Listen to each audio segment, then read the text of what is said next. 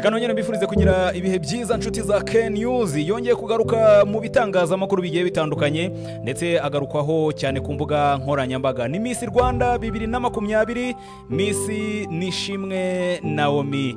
Yongeye kugaruka ku bitangazamakuru bigiye bitandukanye nyuma yuko umuhanzikazi wamenyekanye mu kuririmba indirimbo zihimbaza Imana witwa Dorcas ubarizwa mu itsinda rya Vestine na Dorcas yagaragaje ifoto ye mu minsi ishize ari gusoma igitabo cy'uyu mukobwa cyangwa se uyu nyampinga w'u Rwanda 2020 yaherutse gushyira hanze cyitwa More Than Clown, ndetse amafoto agenda acicikana y'uyu mu Miss ari kumwe n'umugabo we w'umunya Ethiopia bari kwishimira amatunda yavuye muri kino gitabo baherutse kuba bashyira hanze.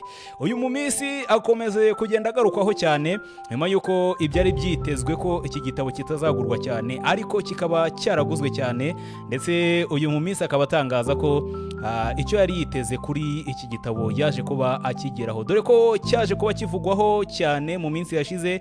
Abantu benshi bibaza bati nyuma y'ibizazane yahuye nabyo, nyuma y'ibintu byinshi yagiye acamo, nyuma y'icyo navuga ngo ni nko gutukwa cyane ku mbuga nkoranyambaga, ibyo yagiye ahura nabyo byose, ese kino gitabo kizasohoka kigurwe? Ese bizagenda biti? Ese mu by'ukuri bundi iki gitabo niki gikubiyemo cyangwa se ni ibiki biri muri kino gitabo? Reka tugende tubigarukaho kimwe n'andi makuru menshi agiye atandukanye. Ino ni Ken News, reka tugende tubana.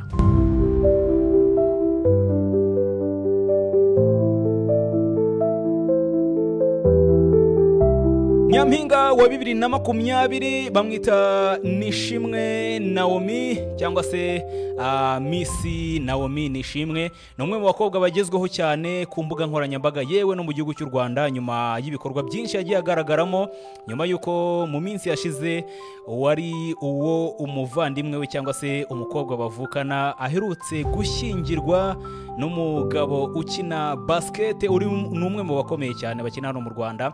Bakomeza kugenda bagarukwaho ku mbuga nkoranyambaga cyane cyane mu birori by'akataraboneka bagiye bacamo. Mu minsi mike none aherutse kugaragara bari kumwe aba bombi bavukana, Nishimwe Naomi ndetse na mukuru we Kamali Katia, baza kugaragara mu birori byiswe The Silver Gala byaje kuba bibera i Kigali muri BK Arena. Bongera kugarukaho mu bitangazamakuru kubera amakanzu adasanzwe bari bambaye. Gusa nyuma y'iminsi mikeya Nishimwe Naomi yaje kugaragara mu mafoto ari kumwe n'umugabo we cyangwa se uwo basezeranye bari kwishimira icyo navuga ngo ni nk'amatunda. Amatunda yavuye muri kino gitabo giherutse gushyirwa hanze n'uyu mukobwa wabaye nyampinga w'u Rwanda 2020. Igitabo cyitwa More Than Clown abantu benshi bakomeje kugenda bakibazaho cyane cyane ku mbuga nkoranyambaga nyuma yo kumugarurira bimwe mu byatambutse bamubwira bati ese ukora ikizamini cya leta ko watsinzwe ukagira amanota makeya, uri muntu ki washobora kwandika igitabo kikaza kuba cyakundwa cyane mu gihugu, cyane cyane ko nabarangije kaminuza babona ko kwandika ibitabo bibagora. Abandi bati nyampinga iki gitabo kizaba kirimo amateka ye, ni ibintu atigeze yibagirwa, ni ibintu yaciyemo, gufata ibintu waciyemo ukaba wabyandika ku rupapuro ntibikugora, cyane cyane ko nta bushakashatsi burimo bundi cyangwa se ibindi bigiye bitandukanye. Bamwe bavuga ko bitari byiza kuba wamwibutsa ko yatsinzwe mu ishuri kugira ngo abe yakwandika kino gitabo. Gusa ni igitabo cyaje kwakirwa neza nyuma yuko kigiye hanze, yewe n'abagiye batandukanye barakiguze ahantu henshi hagiye hatandukanye, haba mu buryo buri hard ndetse n'uburyo bwa online. Cyagiye cyitabirwa cyane mu gusomwa. More Than Clown gikubiyemo icyo navuga ngo ni nka memories cyangwa se ni bimwe mu buhamya uyu mukobwa agaruka ku rugendo rwe nka Naomi kuva yaba umukobwa ukiri mutoya kugeza igihe yabaye nyampinga w'u Rwanda, yewe na nyuma yaho agenda bigarukaho ingaruka z'iryo kamba ku buzima bwe yagiye bigarukaho muri kino gitabo. Hanyuma nanone yibanda ku nsanganyamatsiko irimo igira iti kwimenya ndetse no kwiyakira, gukira ibikomere byo mu mutima, igitutu cyo kuba icyamamare ku mukobwa, ndetse no guhangana n'icyo bita cyber bullying n'ibibazo by'ubuzima bwo mu mutwe. Iyo ni insanganyamatsiko yagiye agarukaho cyane muri kino gitabo. Ni igitabo yashyize hanze mu minsi yashize, ndetse avuga ko iki gitabo gifite intego yo kuba indorerwamo y'urubyiruko, cyane cyane abakobwa, kikabaha icyizere ko batari bonyine mu byo banyuramo cyangwa se mu byo banyuzemo byose n'uyu nyampinga w'u Rwanda ashobora kuba yarabiciyemo. Iki gitabo cyasohotse gifite agaciro k'amafaranga cyangwa se agaciro ko kuba wakibona. Abenshi bagiye bavuga ko bagiye bajya kukigura online bakakigura ibihumbi 40, ariko abandi bakakubwira ko Nishimwe Naomi yari yatangaje ko uzajya wishyura ibihumbi 80 by'amafaranga y'u Rwanda akakikuzanira mu rugo, ndetse kiriho na sinya ye mu by'ukuri kugira ngo ibintu bibe byakugendekera neza cyane. Iki gitabo rero giherutse kujya hanze, amafoto aheruka kugaragara Nishimwe Naomi ari kwishimira umusaruro wakivuyemo, ndetse abwira abantu ko icyo yari yiteze ko kizakundwa yaje kuba abigeraho. Cyane cyane ibi bintu nanone byaje gutizwa umurindi n'umwana mutoya uririmba mu itsinda rya Dorcas na Vestine. Ngira ngo iryo tsinda murarizi, rimwe mu watsinda ari hano mu Rwanda aririmba indirimbo zo kuramya no guhimbaza Imana. Umwe mu baririmbyi bagize iryo tsinda aherutse kugaragara ari kugisoma, byongera kugaruka mu bitangazamakuru, abantu bavuga bati ese iki gitabo koko cyaba cyaraguzwe cyangwa se byaba byaragenze bite, cyangwa se byaba byarakunze ko abantu bagikunda cyane.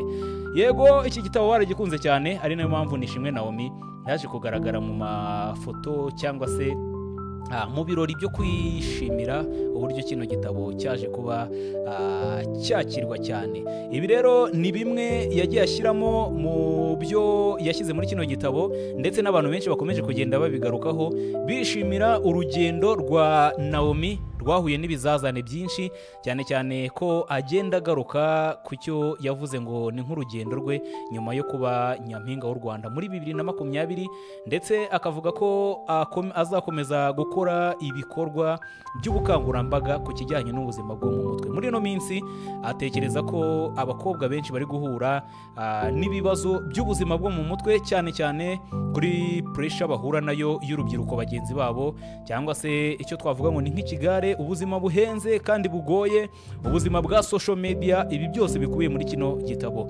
Uyu mukobwa wabaye nyampinga w'u Rwanda muri 2020 yerekana ko hari ibihe by'umuriro yagiye acamo, cyangwa se icyo wavuga ngo ni nka backstage, ni ibibazo by'imitekerereze nabyo yagiye abigira, ndetse igihe amara ku mbuga nkoranyambaga ngo hari icyo byagiye bimwigisha.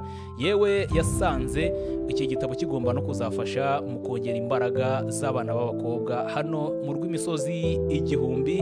Ubwo ni bimwe mu byagiye agarukaho muri kino gitabo. Nishimwe Naomi aherutse kugaragara ku mbuga nkoranyambaga nanone ari kumwe na mukuru we, ngira ngo ni ibyagiye bigarukaho cyane mu bitangazamakuru, yewe no ku mbuga nkoranyambaga, cyane cyane urubuga rwa Instagram ndetse na X yahoze yitwa Twitter. Uyu mukobwa yaje kugaragara mu ifoto we na mukuru we Katia Kamari.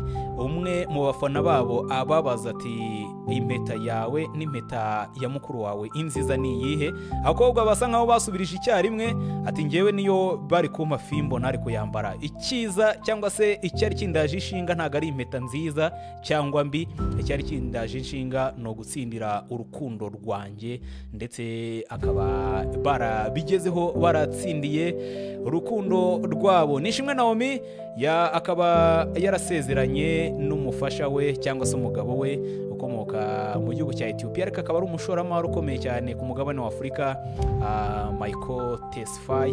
Uyu nguyu akaba yarashyingiranwe n'uyu Nishimwe Naomi. Hanyuma mukuru we Katia Kamari akaba nawe yarashyingiranwe n'umufasha we ukunda cyangwa se ukina basketball, cyangwa se n'umwe mu bastari bakina basketball hano mu Rwanda, bamwita Adonis. Ku mbuga nkoranyambaga nanone hagiye hagaragaraho abantu benshi bibaza bati aba aba ba misi bacu ko bafite amafaranga menshi, ko bakora ama business, ko bakora byinshi cyane bigiye bitandukanye, niki gituma bo batatwereka imodoka zihenze nk'izo Miss Mutesi Jolly atwereka? Niki gituma batatwereka inyubako nziza? Ariko abandi bantu bakavuga bati ni byiza cyane ko bakora ibintu byabo low key cyane cyane ko muri no minsi haherutse kuza saga ya Miss Mutesi Jolly wari warakariye cyane abantu bamubaza aho yakuye amafaranga cyangwa se akura amafaranga agura biriya byose agura. Ati ibyo ntago bibareba, ntago byagakwiye kuba, ntago mwagakwiye kuba mubimbaza. Mu gihe abandi ku mbuga nkoranyambaga bo bavuga bati waba utewe isoni no kutubwira icyo ukora mu by'ukuri. Abandi bati ntago ari ngombwa, ntago ubuzima bwa buri muntu akwiye kubushyira ku karubanda, ariko byibura yatweretse imodoka, atwereka n'inyubako ihenze. Mu gihe abandi bibaza bati Naomi Nishimwe, mukuru wawe Ketia Kamari, namwe mukwiye kugira ikintu mutwereka gikomeye cyane. Abandi bakavuga bati aba bamisi bahisemo kwiyubakira ingo zabo kugira ngo ibintu bigende neza. So nibiri kugenda bivugwa cyane, ubwo urakomeza kugenda dukurikira, tugende tubana mu biganiro bigiye bitandukanye cyangwa se no mu makuru tugenda tukugezaho. Ni byinshi cyane bigenda bivugwa ku mbuga nkoranyambaga, haba mu bastari bagiye batandukanye, haba mu byamamare ndetse no muri politike. Turakomeza tugende tubiganiraho cyane. Ukwiye kubana natwe, ino ni Ken News, kora subscribe, like ndetse na comment, tugende tubibanamo neza cyane. Nge nitwa Ari, reka mbashimire cyane.